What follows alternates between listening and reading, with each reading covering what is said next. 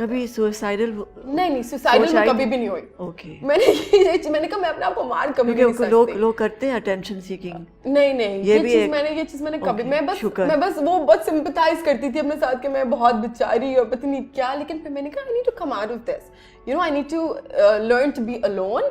اور جو میں نے ساری زندگی ایک ڈپینڈنسی ڈھونڈی ہے, کبھی گھر والوں کے اندر, کبھی باہر والوں کے اندر, کبھی باہر رہنے میں, کبھی کسی چیز میں, مجھے اکیلے رہنا ہے.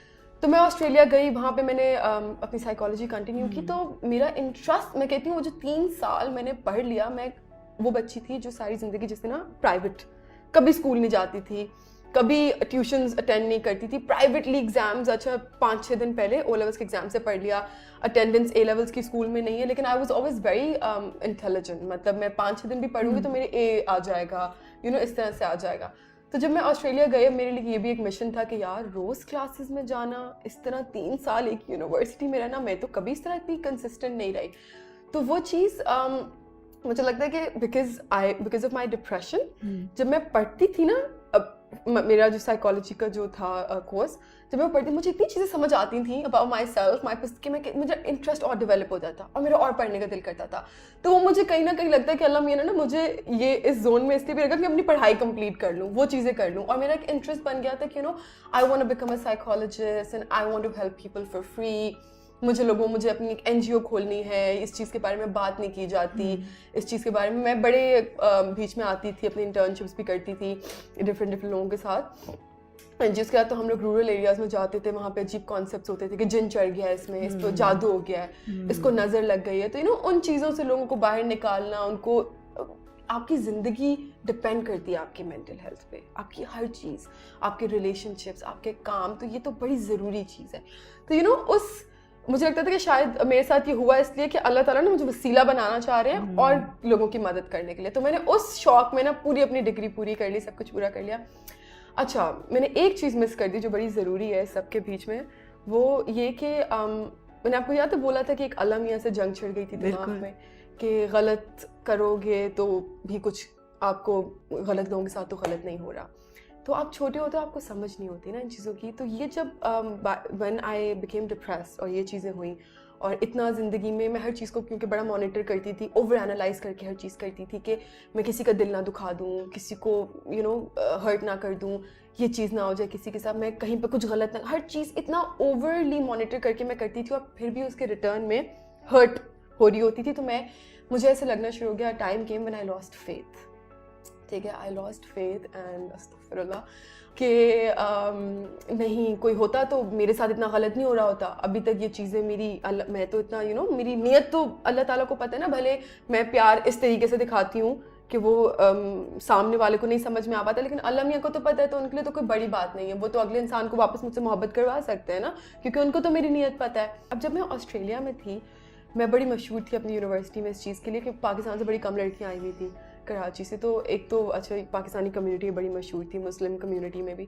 تو دے آل نیو کہ اچھا یہ کوئی ایک لڑکی ہے جو نا سب سے بحث کرنے بیٹھ جاتی ہے جب اس سے کوئی ریلیجن پہ بات کرو, تو کہ کوئی بھی مجھے کچھ سمجھانے کی کوشش کرنا تو میں اسے 10 سوال آ گیا, اور اچھا تم مجھے اس سوال کا جواب دو, تم مجھے یہ بتاؤ اگر ایسے نہیں ہے تو پھر ایسے کیوں ہے, یہ چیز ایسے کیوں ہوتی ہے. آپ کو پتہ ہے جب آپ کا ایمان کمزور ہونا تو آپ کی عقل پہ ویسے ہی پردہ پڑ جاتا ہے, آپ کو بہت ساری چیزیں سمجھ میں نہیں آتی, آپ کو آپ کے جواب کوئی آپ کو دے بھی رہا ہوتا ہے نا بڑا ڈیٹیل, آپ کو سمجھ میں نہیں آ رہا ہوتا کیونکہ آپ کا ایمان کمزور ہوتا ہے. اور میں اس چیز کو اکثر سمجھاتی کہ ایسے لوگوں کو کہ میں اگزامپل بھی دے دوں گی, آپ کو بعد میں سمجھ میں آئے گا میں نے یہ بولا کیوں تھا. کہ جس طرح فار ایگزامپل ہمارا فون ہے, ٹھیک ہے, ہم اپنے فون کو اگر, یا کوئی بھی ایسی ڈیوائس ہے جو چارج کے بغیر نہیں چلتی, وہ جتنا کم چارج ہوتی جائے گی اتنا وہ ورک کم کرے گی, ہے نا, اتنا وہ جو اس کے جو اس کا جو آپریشنز ہیں وہ سلو ہوتے جائیں گے.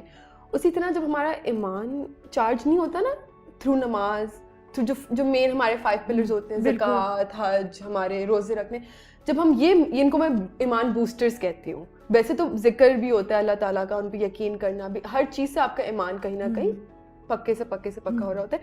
لیکن یہ کچھ چیزیں ہوتی ہیں اسپیشلی نماز, ٹھیک ہے, جو آپ کے بوسٹرز ہوتے ہیں. اگر آپ نقلی آئی فون کی تار سے آئی فون چارج کرو گے تو وہ سلو چارج ہوگا, آپ اوریجنل سے کرو گے تو وہ بوسٹ چارج ہوگا نا. تو میں اس طرح نماز کو, ان چیزوں کو ایمان بوسٹرز کہتی ہوں.